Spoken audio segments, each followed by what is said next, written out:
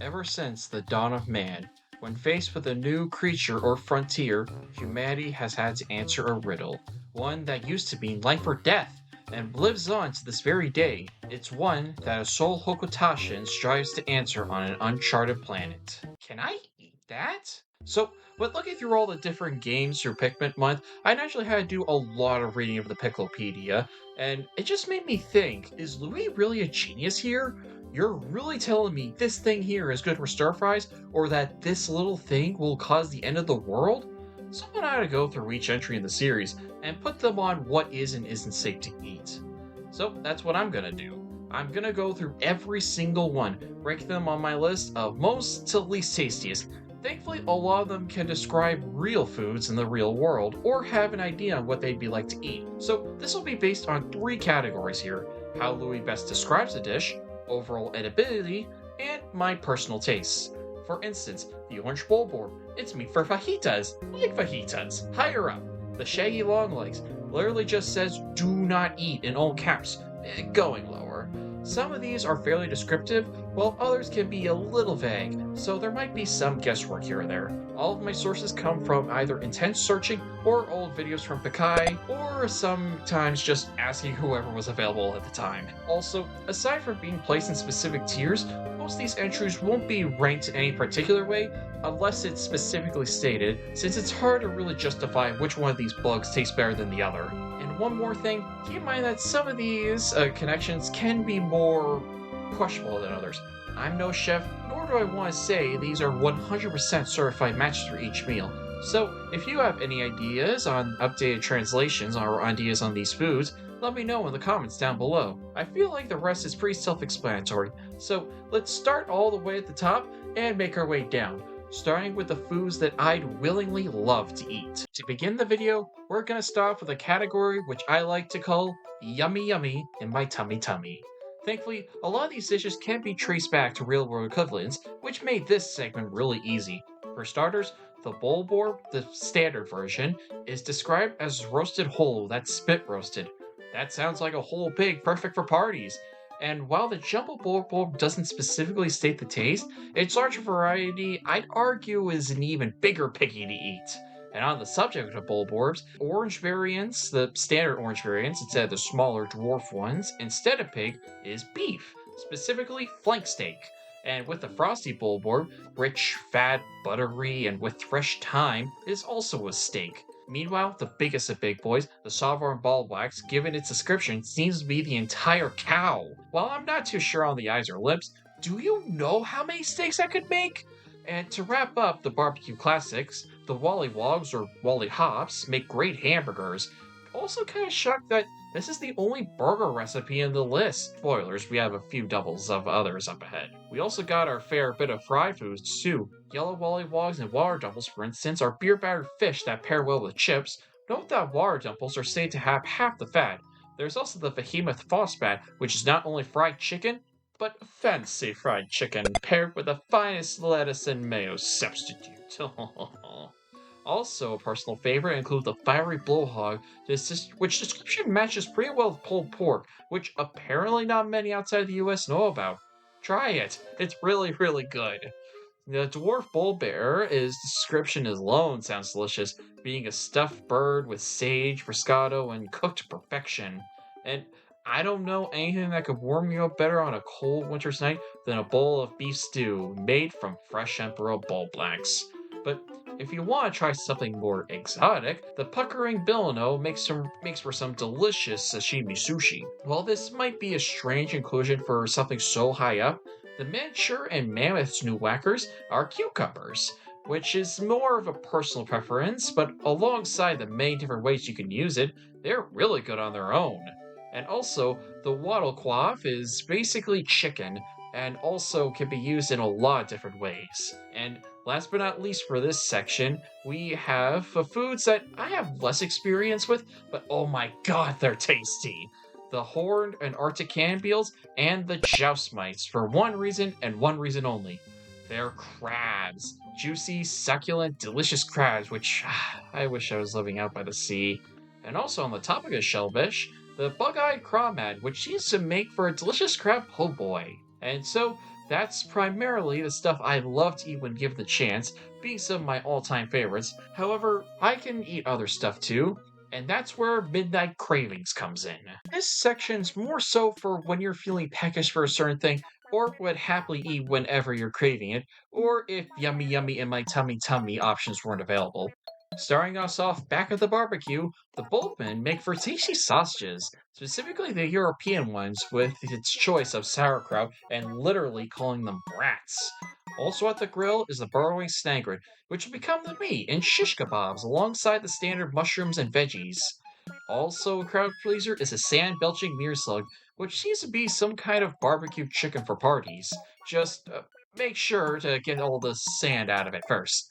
Also, you gotta keep in mind that while my palate is diverse, I haven't eaten everything on the planet, but it's not only impossible to reassess, but also impossible to budget for, so these dishes just frankly sound good to eat, such as the antenna veal, which is seared hot wok meat with peanut butter sauce. I never had it, but it sounds tasty.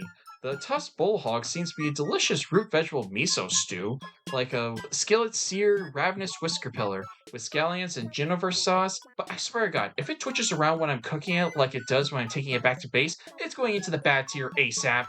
Also, for the fine cuts of meat, we have the frosty dwarf bulborb, which is a decent meat for salads, so I'm assuming that's more of like a basic chicken.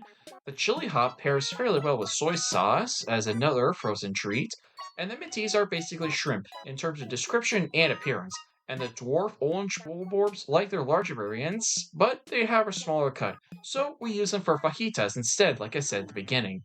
However, some dishes look good on their surface, but lose points for stuff that kinda takes away from the dish, like the grub checker, which, true, is another crab. However, it loses points in my eyes for excessive miso. Also losing points is the fiery bull blacks for being on fire even when cooked. Still a steak, regardless, but given its description, it has to be incredibly well done and tough as hell. Dwarf snow bulborbs are steaks like the orange variety, but they're strangely served with spinach and blue cheese. Weird. Not as strange as gutting out a scorch cake and then using its own body to cook the insides like a Korean barbecue. For the first of many, wait, really? Moments in this video, would you believe that the puffy blowhogs make good chips? Great for parties or if you're sulking alone. Just, I'm gonna politely decline the idea for mango salsa, however. However, not to mention the gangly groink, which, after you make sure to get rid of its guns and ammo, can be pan-fried to get cooked into a mighty fine stir-fry. And the bull bear can be made into a delicious green curry. You think either of these creatures would come back to life, unable to fight back or do anything as they were being consumed? The honey wisp and sun squish are just eggs, by the way. Well, getting back on track here, let's talk treats. For delicious hors d'oeuvres, you can use pellet posies. The medusal slugger, once frozen, can make a fine sorbet, and the fulix, which frankly tastes exactly what you think it is, like jello. Not to mention the icy blowhog, which cut up tastes like chewing gum. The bearded ant rabbit is here too, and also strange while being a cut of meat, is being cooked with fruit juice on the side. Also here is the Arctic cannon beetle larva, which is not only good meat to slurp up, but those snowballs can be made into pretty good snow cones. But if you're more of a popsicle guy, the ice-blown dweevil has you covered. And last but not least, in the frozen treats section, is the snowy blowhog, which is used for sea salt ice cream.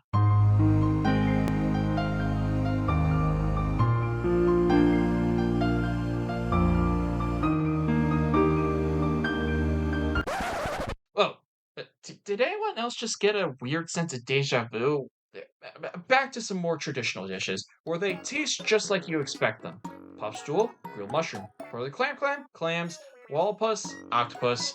But the least obvious is decorated can beetle, which, while I prefer other stuff with my cutlets, I don't mind a bit of tamarind, nor do I mind some swooping snitch butt chipotle sauce with a marbled steak, as are to the downy snaggered meatballs, which sure seem pretty tasty, but the fact they're full of cartilage, I'd honestly rather have a full meatball to be honest. And also this goober, the gilded mander, is said to be a subtle aroma with peppers and very nutritious when grilled. So I'm assuming it's some kind of mild spicy dish of some time. Unrelated, but please make a plushie of this thing. It would be utterly adorable. Stop being cowards, Nintendo. And finally, for this tier, it's a dual Bulborb, which makes a really good brisk. And while you might be curious, since we established red Bulborbs are pork and bisques are traditionally have seafood, dwarf Bulborbs are technically not related to the older versions, so ha! Now that we've covered this tier out of the way, it's important to note that not all creatures here should be made on their own. Some are more or less complementary to their other dishes. So we've got a bunch of other stuff like spices, toppings, and ingredients. These dishes aren't exactly for eating on their own, rather they're more so a supplement or an addition to an existing recipe. For instance, iridescent flip beetles heat ingredient is in soups and jambalaya. The common glowcap is a trendy sautéed mushroom, which you know some fancy restaurant will charge 10 extra to put on your tiny steak. The dandelion's young leaves are made for a delicious colorful salad. Spoiler alert, the only good candy pop buds on the list isn't something you should eat. Rather, the lapis lazuli candy bud is a garnish, and the violet candy pop buds are for salad dressing oil. As for salad toppers, we have the fiery devil asking as an alternative to bacon bits, the floralic is just garlic, and the flyy jousmite is for giving it a kick. And it's not all rabbit food we're talking here. Red spectralids make a good spread for a protein-filled breakfast, as does the greater spotted jellyfolk for those who are lactose intolerant. Meanwhile, the aristocrab offsprings make for some good miso soup broth, and horsetails make for a delicious buttery broth. The spicy spray berry makers are exactly what you think it does, make things spicy. Though you wouldn't guess what the shearwig is for. Did you guess be grinded into a zest to be added onto a mousse? Yeah, cause that's what you do with these flying critters. Why would you do that? And given how big it is, you'd think you'd use the creeping chrysanthemums large amounts of meat, but no, it's apparently a good pizza topping. And while margarets can be eaten on their own, they're best used for a vegetarian lasagna. And last on our weird section is the wogpole, which can be grilled, steamed, made into risotto. It's probably one of the most versatile creatures in the Piklopedia. The fact you can put it into risotto is my theory on why it's more of an ingredient rather than something you can eat on its own. Female shear grubs are a perfect addition for quiches, whilst their male cattle parts are good for casseroles. Might pair well with fiddleheads for earthy meat for poultry and lamb. Also worth knowing, a Popeye classic, the Skinner leaf, which is essentially spinach. The withering blowhog's powder makes for a great spicy cayenne or curry mix, and the Louie will not only keep you safe from being assimilated into the onion, but it's also filled with delicious sap. Sputtlefish is squid ink, a delicacy in Asia which I've seen but haven't tried yet, and the ice piquid, you're a fridge. And finally, something that even shocked me when I first read it, the seeding dandelion, which can be ground up and made into a coffee substitute. It's a really weird, but surprisingly, it's real. All of these dishes, while fairly tasted or help make something even tastier on their own, but you're really gonna tell me you're unironically gonna eat a whole garlic or spinach? I guess it's not too out there if I eat a whole cucumber. With all that out of the way, we're getting into the mid-tier now, where some might be tasty for others, these ones just aren't my thing. So, as a category, we're gonna call this Not My Thing. I felt like these didn't belong in the bad tiers due to having either good descriptions, being food that others like across the globe but I don't. An example of the latter is the raging longwood eggs, which despite being used for family dinners, is a case of being incredibly musky. Another case is the whipped tongue bulborb, which is eerily similar for cow tongue. I'd rather not eat cow tongue, though while cow tongue is weird, the lesser spotted tellyblow takes the cake for one of the weirdest items in the entire Piklopedia by not only being jello, but also hair gel. Also honorable mentions go to the Bulborb larva for eating its eyes with okra and sour cream, and the Crushby Crushblad for being dried out meat with nutty overtones. The red bugs aren't bad in any way, but they're utterly tasteless, and the armor cannon beetle larva seems like it would be decent if it wasn't full of sand that you have to carefully take out, and the blizzarding blowhog strangely neatly shaved ice, and apparently the arachno you crack open like an egg to get the meat inside, and the mama shear grub, which Louie says to grill with the egg still inside. Louie, you're a good cook, but you're f***ing weird, you know that? Although from here on out in this category, I'm sure other people would find this stuff good, but they're definitely not for me. Like the Crush Rump Bump, which is described as incredibly fruity, which I wouldn't mind normally, but I'm not really a sweets guy, nor into soft cheeses. Also, there's a Hermit Crawdads, which you already know I like seafood, but with chocolate, nah, crustaceans should not be desserts. Looking at you too, segmented crobster. At the very least, the peckish ribs crab seems tasty at first, being a nice boiled crab legs, before utterly f***ing it up and putting your labor paste all over it. Why? And the phosphate pod eggs you can suck out of the shell, like you can fill in the blanks yourself. Log swallow wings I would put lower, but the fact it mentioned straining the mud makes it better in my opinion. Also, the raging oyster, because honestly, looking at this thing, what the f*** do you think it's gonna taste like? I can't even tell what the hell it even is. Despite being battered like other fishy foods, it is poached to make only the gills, which I can only imagine is a very different kind of cut. Also being lower last minute was the prickle puff. Fugu sashimi was already kinda sus, but the fact Louie specifies it as a poisonous innards taken out makes me feel a little better. Now, if only Louie can provide me the $50 so I can actually afford some. And last but not least, in this category, we have the only alcoholic item in the Piklopedia, the Skeeter Skate, which Louie says its liquid is used for a aperitif. I'm not really a drinker, and Pikmin 4 later retconned this, describing it as a zesty drink, but I'm going with a 3 description, and still, that's a no thanks for me. Now, before we move on, I want to go over another category here, the inconclusives. All of these have notes by Louie. However, the issue is that they're way too inclusive, too vague to pin down to a certain kind of food or flavor, or don't have any relevance to eating them. So I'm just putting them all here. You can read this list so you can determine that, hey, your favorite item is spared from the bottom bad section. If you guys have any ideas on how they should be cooked, let me know in the comments down below on what you think these things are. However, shoutouts to the Mamuta for the elegantly put inedible, tastes like chicken.